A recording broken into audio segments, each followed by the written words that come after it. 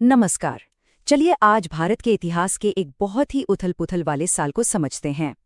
ये साल था 1943, एक ऐसा साल जिसे अकाल, आंदोलन और आज़ाद हिंद के लिए जाना जाता है। तो साल था 1943।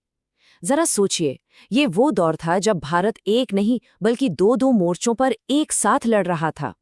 एक तरफ तो देश एक भयानक अकाल से जूझ रहा था और वहीं दूसरी तरफ आजादी की लड़ाई एक बिल्कुल नए, एक बहुत ही निर्णायक मोड़ पर पहुंच रही थी। तो चलिए सबसे पहले उस समय के हालात को समझते हैं। बात करते हैं उस भयानक अकाल की जिसने सच में लाखों लोगों की जान ले ली थी। तो देखिए 1943 में बंगाल एक बहुत ही भीषण अकाल की चपेट में था। अब सवाल उठता है कि ऐसा हुआ क्यों? इसके पीछे कई कारण थे। एक तो ब्रिटिश नीतियां, दूसरा कुछ प्राकृतिक आपदाएं भी आईं और तीसरा बर्मा से जो चावल का आयात होता था वो भी रुक गया था। इन सब का मिला जुला नतीजा ये हुआ कि लाखों लोग सिर्फ भूख और कुपोषण की वजह से मारे गए।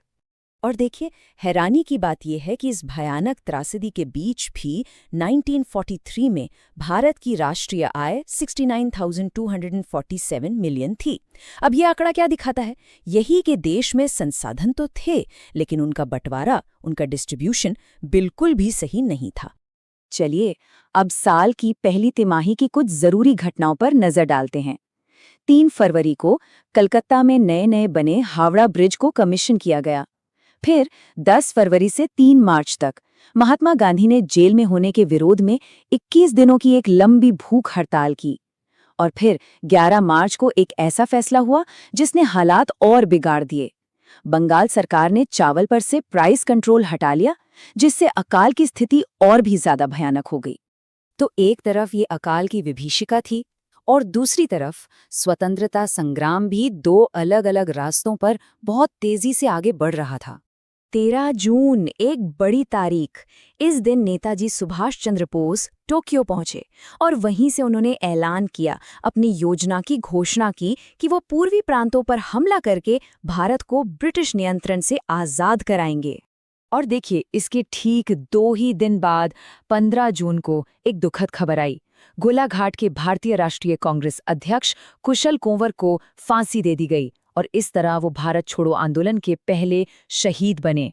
अब कहानी आगे बढ़ती है।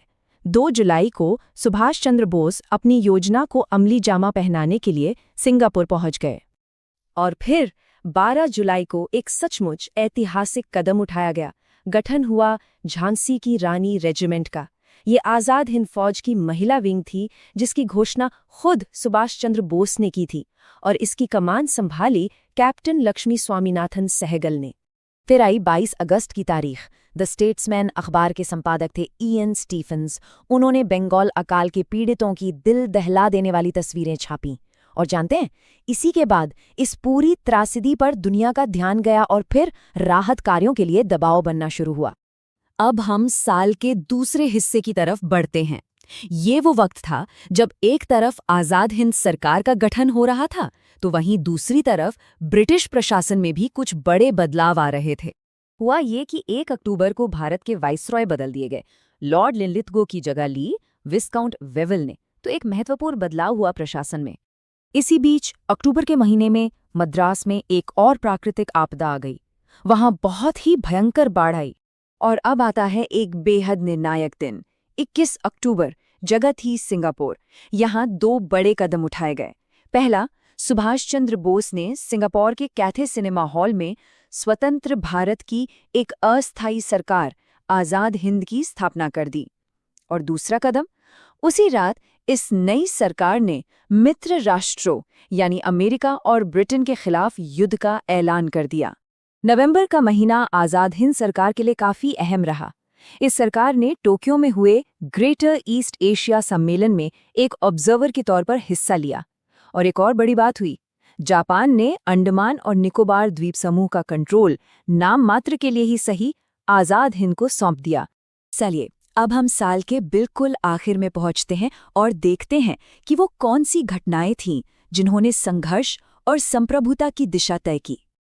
5 दिसंबर को दूसरा विश्व युद्ध तो चल ही रहा था। इसी दौरान जापानी सेनाओं ने कलकत्ता के बंदरगाह पर हमला किया और बमबारी की। इसी दिसंबर के महीने में एक और बहुत बड़ी राजनीतिक घटना हुई। मुस्लिम लीग का कराची में अधिवेशन हुआ। और इसी अधिवेशन से वो प्रसिद्ध नारा निकला, बांटो और छोड़ो। ये एक ऐसा नारा था जो आगे चलकर भारत के भविष्य के लिए एक बहुत ही बड़ा मोड़ साबित हुआ। ये यूपीएससी और स्टेट पीसीएस के लिए एक बहुत ही महत्वपूर्ण घटना है, इसे जरूर याद रखें। और साल का अंत हुआ एक बेहद ऐतिहासिक, एक बेहद गर्व के पल के साथ। 30 दिसंबर को सुभाष चंद्र बोस ने पोर्ट ब्लेयर में पहली बार भारत की आज़ादी का तिरंगा फहराया। और सिर्फ इतना ही नहीं, इस मौके पर अंडमान और निकोबार द्वीप समूह को नए नाम भी दिए गए। अंडमान का नाम रखा गया शहीद द्वीप और निकोबार का नाम रखा गया स्वराज द्वीप। इससे आगे के इतिहास को हम स्टडी फोरकास्ट के वीडियो के अगले भाग में और भी रोचक तरीके से पढ़ेंगे।